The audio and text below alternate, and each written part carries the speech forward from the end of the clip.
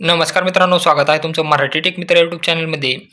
ज्या ज्या जिल्ह्यामध्ये दुष्काळ सदृश परिस्थिती आहे किंवा दुष्काळ पडलेला आहे, अशा जिल्ह्यांना आता अनुदान वितरण सुरू झालेलं आहे आणि त्यांच्या खात्यावर, बँक खात्यावर अनुदान हे जमा होण्यास सुरुवात झालेली आहे. तर यामध्ये कुठल्या कुठल्या जिल्ह्यांचा समावेश झालेला आहे, यामध्ये कुठले कुठले जिल्हे आहेत, याची माहिती आपण या व्हिडिओमध्ये जाणून घेणार आहोत. तर तुम्ही पाहू शकता, दिनांक 29 फेब्रुवारी 2024 रोजी महाराष्ट्र शासन महसूल व वन विभाग यांच्या मार्फत एक जी आर निर्गमित करण्यात आलेला होता, ज्यामध्ये खरीप हंगाम 2023 मधील दुष्काळामुळे झालेल्या शेती पिकाच्या नुकसानीकरता बाधित शेतकऱ्यांना निविष्ठ अनुदान देण्यासाठी निधी वितरित करण्यास मान्यता देण्यात आलेली होती. तर या जी आरची लिंक तुम्हाला डिस्क्रिप्शन बॉक्स तसेच टेलिग्राम चॅनलवरही देण्यात आलेली आहे. यामध्ये जे नैसर्गिक आपत्तीमुळे बाधित झालेले शेतकरी आहेत, यांच्या 2 हेक्टरऐवजी यांना 3 हेक्टरपर्यंत अनुदान मिळणार होतं. यामध्ये कुठल्या कुठल्या जिल्ह्यांचा समावेश आहे, याची माहिती आपण या व्हिडिओमध्ये जाणून घेणार आहोत. तर यासाठी पहा, निधी किती वितरित करण्यात येणार होता. तर अक्षरी रुपये 2,443 कोटी 22,71,000 रुपये इतका निधी मंजूर करण्यात आलेला आहे. आणि हा निधी आता वितरण सुरू झालेला आहे. त्याच्यासाठी तुम्हाला ई-के-वाय-सी करून घ्यायची आहे. ई-के-वाय-सी केल्यानंतर तुमच्या आधार संलग्न बँक खात्यामध्ये तुम्हाला हे अनुदान मिळणार आहे.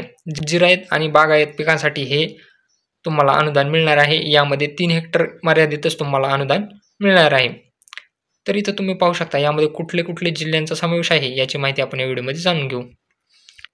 तर इथून तुम्ही पाहू शकता, नाशिक जिल्ह्यामध्ये मालेगाव तालुका, सिन्नर तालुका आणि येवला तालुका या तालुक्यांना अनुदान मिळणार आहे.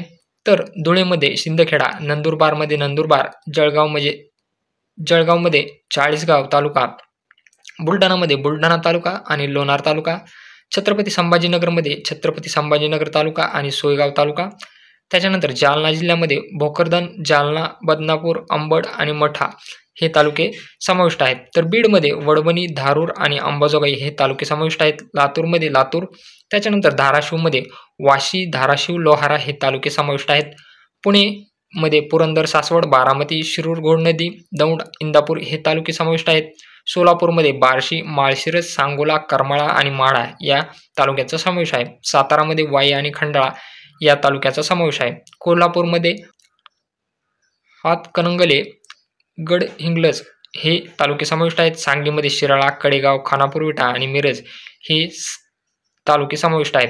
यामध्ये 15 जिल्ह्यांचा समावेश आहे, ज्या जिल्ह्यामध्ये तुम्हाला दुष्काळी अनुदान त्यांच्या खात्यामध्ये वर्ग करण्यात आलेला आहे. आता याचा तुम्हाला ई-के-वाय-सी करून घ्यायची आहे. ई-के-वाय-सी झाल्यानंतर तुमच्या बँक खात्यामध्ये जे आधार संलग्न बँक खाते आहे, त्याच्यामध्ये तुमची अमाऊंट क्रेडिट होणार आहे. याचाही तुम्हाला स्क्रीनशॉट टाकतो की काही शेतकऱ्यांच्या खात्यावर ही अमाऊंट क्रेडिट झालेली आहे.